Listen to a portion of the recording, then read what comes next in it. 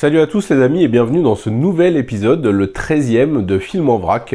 C'est le premier de 2025. Comme je vous disais dans la vidéo précédente, je vais essayer de vous en proposer un par mois. Et ce mois de janvier nous a réservé de très bons films, donc on commence très fort l'année.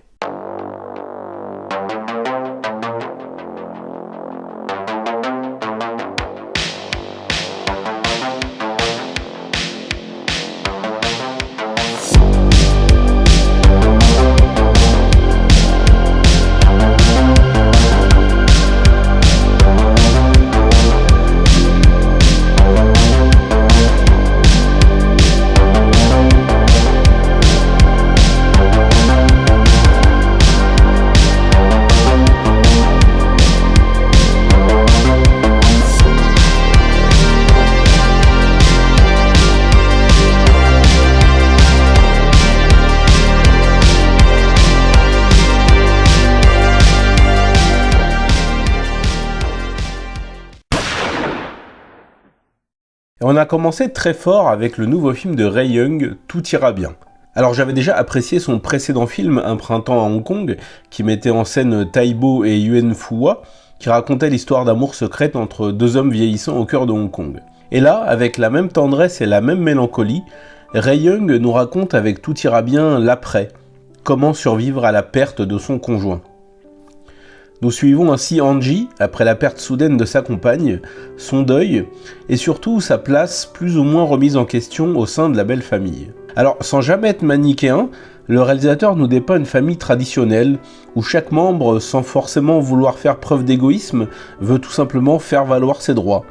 Nous retrouvons ainsi Tai Bo au casting, dans le rôle du frère, qui au départ peut paraître un personnage un peu égoïste vis-à-vis de l'héroïne, mais qui, au détour d'une très belle scène où il se recueille sur la tombe de sa sœur, nous rappelle qu'il souffre également malgré tout.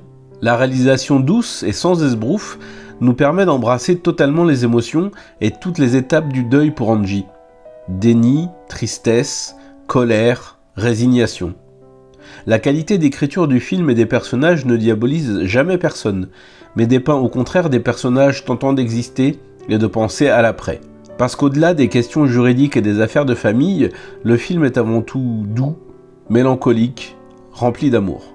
Le réalisateur Ray Young, dont c'est le 4e film, voulait mettre en avant les questions d'héritage pour les couples LGBT. Il est d'ailleurs président depuis 2000 du festival du film gay et lesbien de Hong Kong, qui était à savoir le premier festival LGBT en Asie. Le film obtient d'ailleurs 4 nominations pour les Golden Horse Awards. Il est encore en salle, vous n'avez aucune excuse, ne le loupez pas.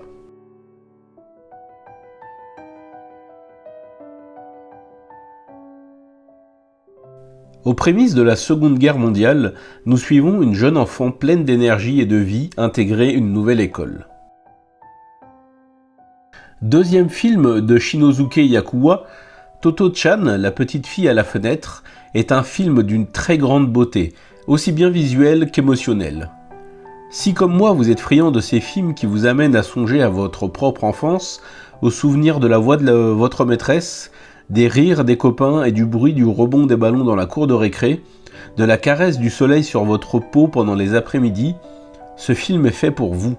De par son contexte, il nous transporte à travers des souvenirs et une époque qui ne sera bientôt plus que ça, des souvenirs, puisque la menace plombe peu à peu le ciel bleu de ce petit village japonais, comme dans cette scène magnifique où, sous une pluie battante, nos deux jeunes héros sont sommés de se taire par un soldat, avant de transformer en jeu la pluie qui les inonde. L'œuvre commence dans l'insouciance et dans la joie, avant de se finir dans la maturité et une enfance terminée bien trop tôt, où les souvenirs des lieux sacrés et des amis perdus remplaceront les rires et les sorties de classe. C'est une œuvre magnifique, aussi aboutie visuellement que narrativement, et c'est déjà l'un des meilleurs films de cette année 2025 qui commence décidément très bien.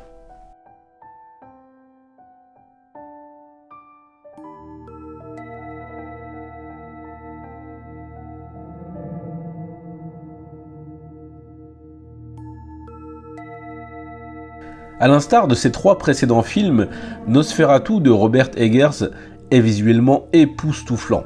Beaucoup de plans semblent des peintures et des hommages obligatoires au cinéma de la Hammer.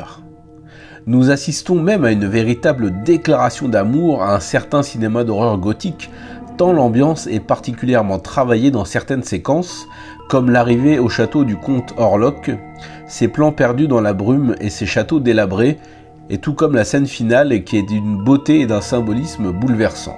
Lily Rose Depp livre une performance intense, frôlant parfois avec le surjeu, mais incarnant une jeune femme trouble et passionnée avec brio. Je déplorerais certains jumpscares totalement évitables, qui dénotent d'ailleurs avec le soin avec lequel l'ambiance est posée, et la diction du comte Orlok, souvent beaucoup trop appuyée. Ouais, il en fait un peu trop.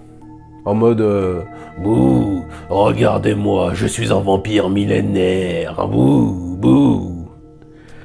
Enfin bon, vous savez tout le mal que je pense de Bill Skarsgård suite à sa prestation dans les deux immondes merdes que sont les films ça de 2017 et 2019.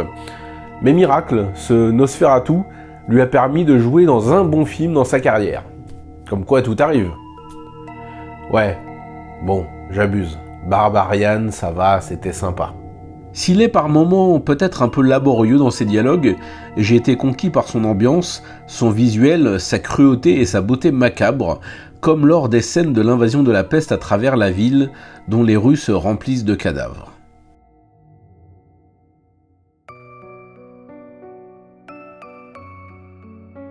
Je me pose sincèrement la question de savoir si Jia Zhangke n'est pas le meilleur réalisateur au monde, avec Tsui Hark. Il y a match entre les deux, je pense. Parce qu'avec son nouveau film, le cinéaste chinois ne nous invite pas seulement à une nouvelle fresque amoureuse à travers la Chine, il nous convoque à un voyage au sein même de son cinéma. S'étalant sur plus de 20 ans, il nous fait suivre Qiao Qiao, toujours interprété par sa compagne Zhao Tao, à la recherche de son amour de jeunesse et qui sera témoin de l'évolution et de l'industrialisation de son pays. Utilisant des images d'archives et de rushs de tournage période Covid, fusion d'époques, de moments de vie banals et joyeux, de chants, de danse, le film semble être un collage étalé sur des années, ce qu'il est quelque part. À travers l'image, nous voyageons dans les souvenirs, dans des endroits familiers, à tel point que la frontière entre fiction et réalité n'a jamais été si mince. D'ailleurs, j'en profite pour saluer mon ami Vincent Pellis, avec qui j'avais découvert le film en avant-première. C'était fin 2024. Et d'ailleurs, j'en profite pour vous glisser un petit mot sur Vincent. Il anime un nouveau podcast, les séances du Dragon d'Or. Il y a déjà deux épisodes de disponibles. Il anime ça avec Jaco Ciné et William. Je vous invite vraiment à les suivre parce que les émissions sont d'une très grande qualité. Ouais, quand j'y repense, c'est un des rares réals qui fait un chef-d'œuvre à chaque film. Et j'en doutais pas, parce que Les Feux Sauvages est tout simplement une merveille, une synthèse parfaite de son cinéma.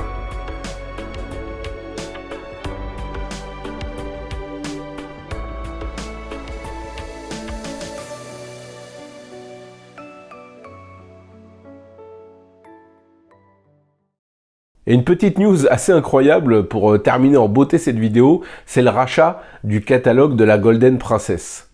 C'est-à-dire qu'on va avoir beaucoup de films de John Woo, beaucoup de films de Chow Yun-fat, beaucoup en fait de petits films hongkongais, des pépites absolues, mais qui étaient un petit peu mis sur le côté pour l'instant, sont susceptibles de ressortir en format physique dans cette année, les années qui suivent. Donc je pense que 2025, au niveau des annonces des éditeurs, ça va être juste un truc de fou. Je mets le veto. S'il y a un Blu-ray qui sort en édition française de Tiger on the Beat, je fais des bonus. Parce que c'est mon film, ça. Et on l'a appris hier, le décès d'un très très grand cinéaste américain. David Lynch nous a quittés. C'est un choc. Il nous a laissé des films intemporels comme Eraserhead, Elephant Man, Mulholland Drive, Twin Peaks, bien évidemment. Donc je pense que 2025, je vais me refaire l'intégralité de sa filmographie. Voilà, je disais que l'année 2025 commençait bien. Pas tant que ça, malheureusement. C'est un réalisateur qui va beaucoup nous manquer, une personnalité forte, qui a su imprégner le cinéma. L'homme est parti, mais comme je le disais, voilà, son œuvre est immortelle. À nous de continuer à la faire vivre encore et encore, au fur et à mesure et au fil des générations. Voilà les amis, écoutez, c'est la fin de cette vidéo, j'espère qu'elle vous a plu. Dites-moi ce que vous avez visionné d'intéressant en ce début d'année. Et nous, on se retrouve très prochainement pour parler de cinéma asiatique, parce que vous savez que ça déchire. Salut!